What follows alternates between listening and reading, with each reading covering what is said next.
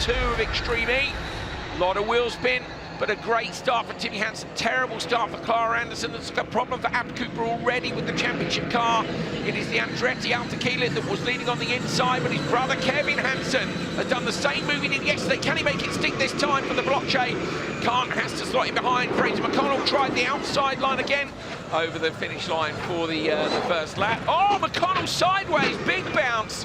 Timo Scheider not quite close enough to take advantage. I thought surely there he might go round, but Franz holds on to it. So Timmy Hansen now building a 2-second gap. Not as much as we've seen in the past, but that's still a nice cushion to have. Molly Taylor going to jump in for Kevin Hansen. Katie Munning's going to jump in for Timmy Hansen. The gap is 1.8. Taylor will be all over the back of Munnings trying to find a way through, but Katie's quick enough and wily enough to hold her off. So Timmy's saying, look, doesn't matter if we're P1 or P2. They know they can't be where they were yesterday. And Molly Taylor says, hello, Katie, I'm here, and I will have a crack at you if I possibly can. Christine GZ stopped. Is this a DNF for Carl Cox Motorsport again? They're still in the switch zone, as are Ab Cooper. Oh, no, looks like Ab Cooper are moving again. So Ab Cooper are coming out. They may end up with a P4 for their efforts instead of a P5. Ah, Timo Scheider, disappointment. Carl Cox Motorsport machine still showing us in the switch zone on your graphics there, bottom left of your screen. So it looks like it's a retirement for them. Oh, there goes the front clamshell on the Veloce. Live pictures of that flying off. Watch the left-hand side of your screen now. Listen for the little noise as well, which will tell you whether or not either of the drivers in P2 and P3 activate their Inoa Hyperdrive. It will be after the exit of the corner. Wait for the wheel spin to go around about now if you're going to use it. On it comes. Inoa Hyperdrive comes on for Taylor. He's good. Pulls out the slipstream and just blasts past. It's a big boost in power, only for 4 seconds. Veloce take the win. P2 goes to X44, and Katie was so close to coming back. Restart for Q1 Race 2, round 2 of Extreme E from Neom in Saudi Arabia. A bit of wheel spin for RJ Anderson on slot number 2 from the left-hand side of the grid on the inside line. Tanner Faust looks to have got a great start. He gets to turn 1 first, looking in the background. Ekstrom's gone for that line, cutting back, but RJ Anderson nailed it onto the apex. Loads of people using the Inoa Hyperdrive, including Christopherson, who sneaks up the inside line, trying to come around the outside is RJ Anderson. Faust in P2. Anderson's front end gets kicked up high. They're right out towards the end. The nose of the RXR machine goes down to the descent. Anderson may get through past Faust here into the right-hander. Faust into the side of RJ Anderson, the Hummer EV. Johan Christopherson who leads. I think Tanner Faust has been dumped down to P3. Ekstrom's got P4. Okay, now, so this is the other section on the track in the background. Look at Kovalainen with JDXE. Can he make use of the extra power he can? Kovalainen's alongside Tanner Faust. Is he going to get through or not? Where's Faust and Kovalainen? There's a pass going on in the background. He's done it.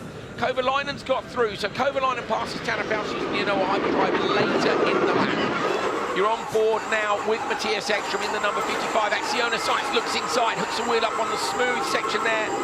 Trying to find a better exit. You can see how closely matched they are. Anderson with just a little bit of left foot braking to turn that car in and rotate it over the crest. Brake lights just flash on. Ekstrom committed again. Cannot get through though. The reason he wants to be that close in the switch is obviously if the team execute, they've all got 45 seconds, so in theory you should come out in the same order. Okay, so let's watch this extremely closely and see if they do come out in the same order or not. Lelia Sands has Inoa Hyperdrive left, and she's close, she's using it on this infield section. So Leia Sands looking for a pass here on Amanda Sorensen, coming up towards the jump. Oh, crashes the nose of the car down. Can't quite take it, so it's RXR who take the win, Arlen Kotlinski and Johan Christopherson. And how close is that gap? 0.2. Hoz has got it done on the last lap, so she's 0.2, or unless they've already added, they may have added the penalty into the times as they've crossed the line, in which case they'll have just missed it. Yeah, there we go. We can see the results. So it's 10 points for McCollum Gutierrez from the qualifying 1, heat 1, but also 10 points for Christopherson and Arlen Kotlinski. Here we go then, green light for Q2. Carl Cox Motorsport machine getting away at least. They were concerned just before the start on the inside line here. It's Taylor who gets through yesterday's winner. Katie Munnings running around the outside of Sorensen. And then here we see immediately Hyperdrive being used. Sorensen getting back past Katie Munnings. door up then. Let's have a look at this. Off comes the window there. Out you come, grab the seat insert, pull it out. There it goes. And you can see there's such a narrow gap. Is Kevin Hansen at the wheel now. RJ Anderson P2, Timmy Hansen P3. Hansen, no, not again! A third roll for Andretti. This is unbelievable. 3 rolls in 2 days.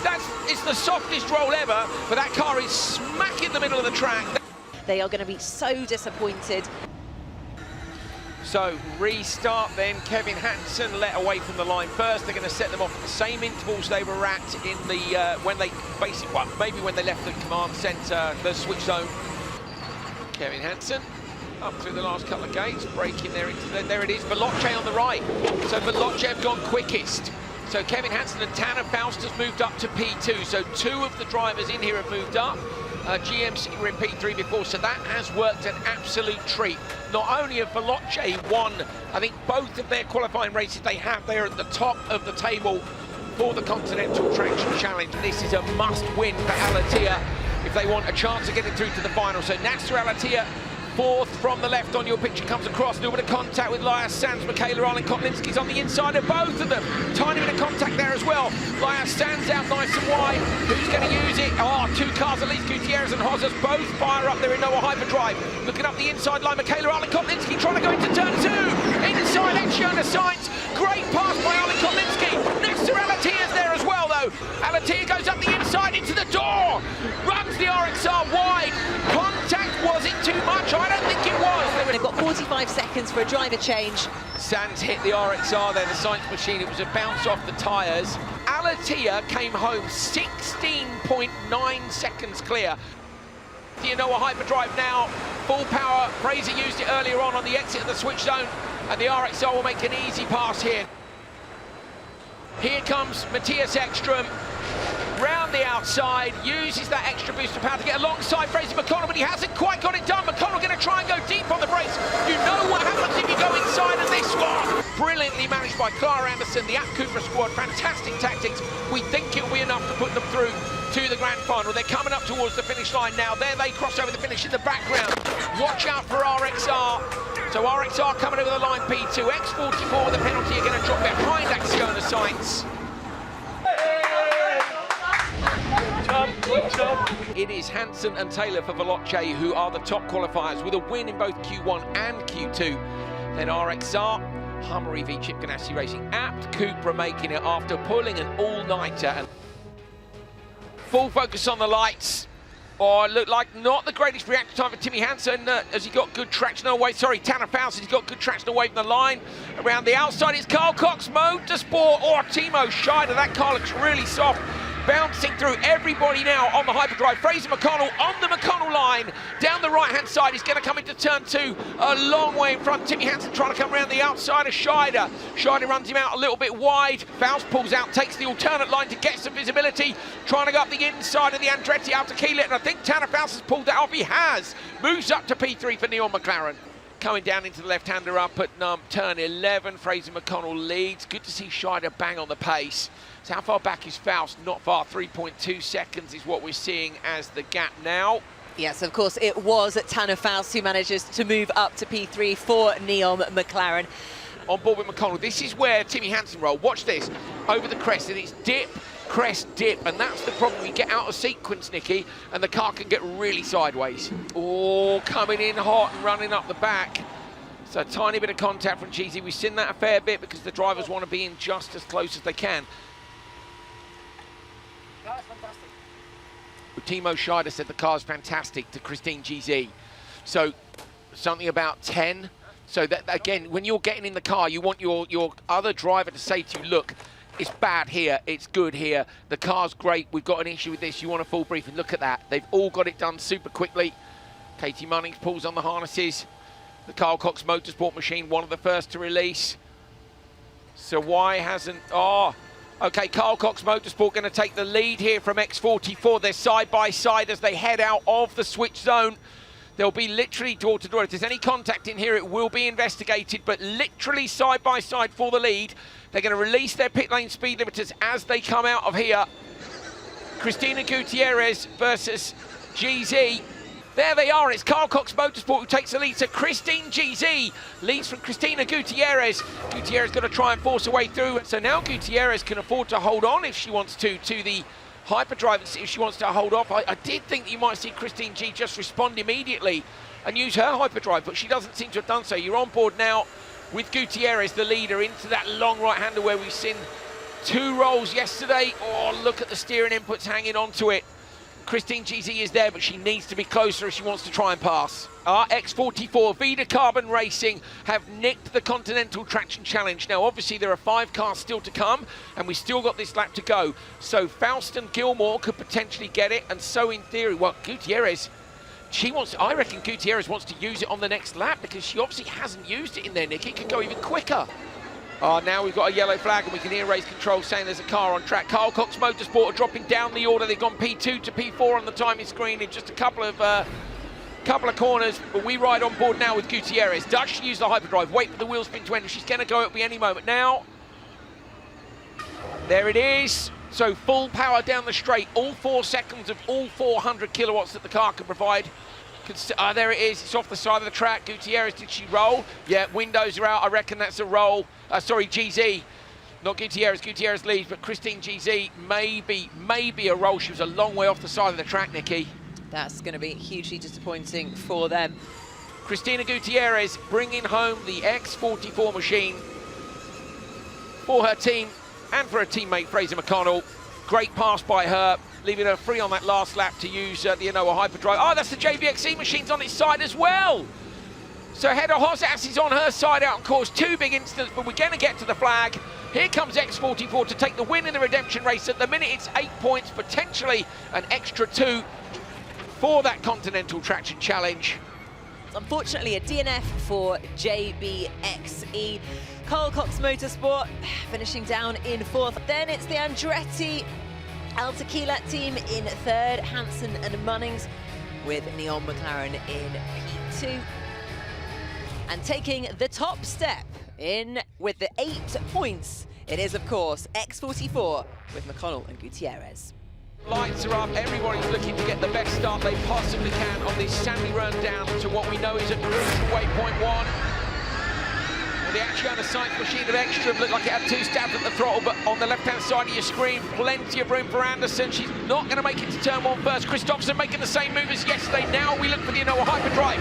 Christopherson goes first, but Ekstrom's used it already. Has got a brilliant exit. No one's getting back to Ekstrom. Kevin Hansen is inside Johan Christopherson. They go through turn 1. Christopherson sideways in the dip. The RXR machine and Hansen explores the limit of the right-hand side of the road. Problem for Veloce, they bogged down in that corner, and look, RXR have gone straight round them. Kevin Hansen moving across to try and defend from Matthias Ekstrom in the Acciona Science machine. Meanwhile, look, the RXR's all the way down. Now Ekstrom moves out to the left, this will give him a better entry into the right-hand side. Ekstrom, however, just clean, running away with it. He's got a 4.5 second lead now. Hansen is applying so much pressure to Christopherson. They come through the ruts through that long right-hander, and all the while you know you're trying to hold somebody off from behind. Look, Christopherson goes defensive on the entry here, so he's taken the left route. Kevin Hansen will try and get a better exit, but Johan is probably thinking there's no way through on the exit there. But driving defensively, Nicky, costs you time, and it's just letting the Acciona Science machine of Ekstrom get away. Hansen's got through. So yesterday's winners up into P2, but they're 6.3 seconds back on Matthias Ekstrom for Acciona Science. 45 seconds to make a nice, clean, safe swap over. These guys put in a huge amount of practice between races to make sure that this is a nice, smooth moment during the course of the race, but there's a lot going on. This time, door goes down for Christopherson. He moves away and leaves Arlen Kotlinski to go and see if she can make up any of those positions. Alatia has got a bit of a mountain to climb, but he took 18 seconds out of the grid earlier on. Can he do the same again here and come back to take this? 20 seconds off the leader. Right, keep your eye on that gap. 5.8 seconds is the gap between our leaders and Molly Taylor. And then Arlen Kotlinski just behind that for RXR. Coming on to the Ocean Straight now, we should see use of the Anoa hyperdrive. Remember, because they haven't had to use it off the start, they've got plenty of opportunities to now. if they're particularly looking to try and take that Continental Traction Challenge. Now, interestingly, they haven't used it, and that makes me think that they're saving it as a priority to use as a pass. The gap is still 5.5 at the minute. Laya Sands is doing an absolutely brilliant job of trying to hold on to this. Arlen Kotlinski is just 3 seconds behind Molly Taylor. Both those drivers are absolutely capable of winning this. They can't close the gap down to Acciona Sainz. Sweeping up the inside and getting on 2 wheels. Nasser Al-Attiyah for Abt Cupra, almost putting it on its roof again. Pressure is very much on in the final lap as they come into that third sector. A nice long right-hander with Beach to your left. It's Ekstrom and Laya Sands for Carlos Sainz's Acciona Sainz team with just a few turns to go. Yesterday, they took the top qualifier spot. Great performance by them there. They couldn't convert it into the win. Yesterday, they were P2, but today, they're going to go one better. Laya Sands is going to come down and jump over the finish line. Acciona Sainz win their first ever Extreme race here at Neom in Saudi Arabia. P2 goes to Veloce, yesterday's winners. P3 RXR hold on from a hard-charging Abt Cupra. Nasser Al-Attiyah nearly got back. Amanda Sorensen going to cross the line for GMC Hummer EV Chip Ganassi Racing in P5. Ekstrom, Sands and the Acciona Sainz team all taking their first ever Extreme E wins here in round 2. Figuring out how to switch it all off and get out. Well done, Laya. Just imagine that feeling. Also being the end of a double-header race weekend, they actually get to enjoy this moment. They can celebrate it tonight with the team. You can see how much it means to all of them. So that's Hummer EV Chip Ganassi down in P5. Abt Cupra, the best they could do today was a P4. Third for Rosberg X Racing. Veloce Racing there. Hansen and Taylor in P2. But it's the almighty Acciona Sainz with Ekstrom and Sands behind the wheel with their first race win of Season 3 Extreme E. To Carlos Sainz. There we go, the first winning trophy for Carlos Sainz. I'm sure he'll be over the moon with the result. He actually does look a bit emotional. Matthias Ekstrom and Laya Sands of Acciona Sainz XE team.